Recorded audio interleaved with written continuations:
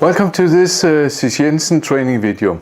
Today we're going to talk about water contaminated oil. So we're going to talk about how the oil type will influence the filter solution. We're going to talk about demulsibility and the most economical solution to choose. My name is Stefan Neumann. I'm corporate trainer with C.C.Jensen. I'm also a Noria partner. So the different solutions, I have a couple of them here. Very often the efficiency of the water separation depends on the oil type. So some oil types will shed water very easily and some will hold on to it.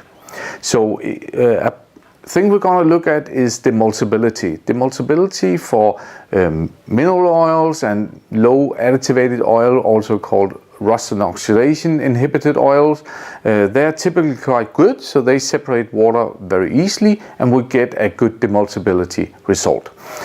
When you have more refined oil, that would be engine oil or oils with a lot of additives in, you tend to hold more water and it can be difficult to separate.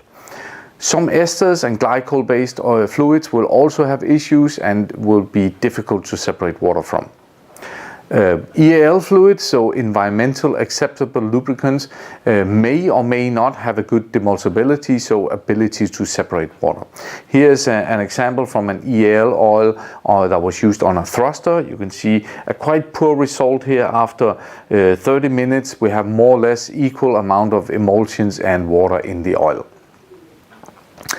When we talk demulsibility, we can use the technology coalescence. Coalescence is kind of like a forced settling that is used in a filter separator. Demulsibility means quite a lot for this technology, so don't rely on a data sheet because it may change over time if you have added the wrong oil, or problems with the varnish or water and so on. It may actually change the demulsibility. A good result for this technology is a demulsibility of 38-38-3. That means maximum 3 milliliter of emulsions, and after 20 minutes it needs to separate. Then you can get to around 100 parts per million of water in the oil, and the water will pool together, merge together and separate out of the oil.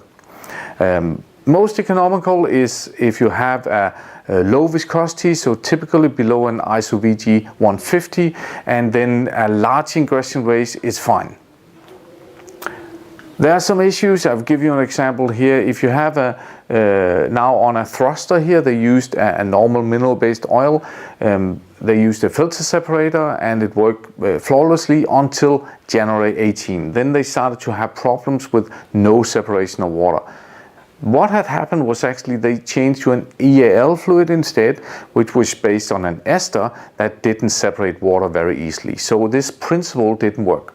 So they had to change to another technology, in this case a desorber, where you could get below 500 ppm in this ester-based fluid. And you can see here, before there was 2.5%, after 24 hours you're down to 0.05%, so 500 ppm, and a very good reduction rate here. You can absorb water out of the oil. You can do that with the cellulose technology.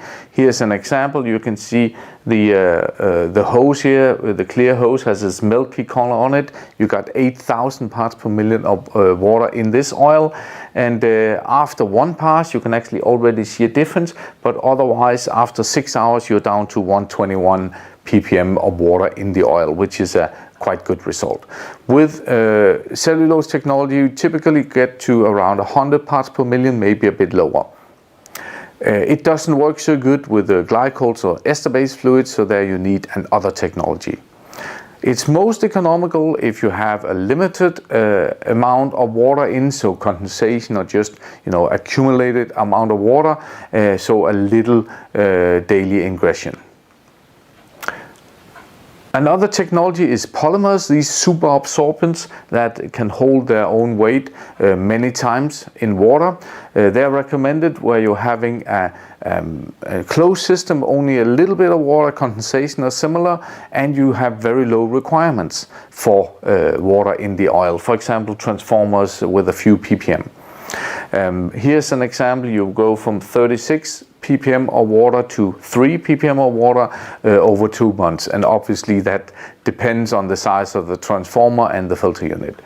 So this is most economical if you have a little bit of water, so condensation or something, and a very low requirement for water level, a few ppm. The last technology I'm going to talk about is what is called the Desorberi. Here we're using dry and cold air that is recycled over the oil and take the humidity out of it. This is a very good technology to break emulsions. It doesn't care about the additive package or the viscosity, and it can reduce the oil the water level in the oil to very low levels, typically below 200 parts per million. It's very easy to maintain, and compared to a similar vacuum purifier you would use for the same oil, the Desorberi technology here is very efficient and easier to maintain. Most economical is if you have lots of emulsions in the oil and a high ingress of water per day. That was what we're going to talk about today. Thank you for watching. You can go to cjc.dk to learn more. I'm Stefan Neumann. Thank you very much.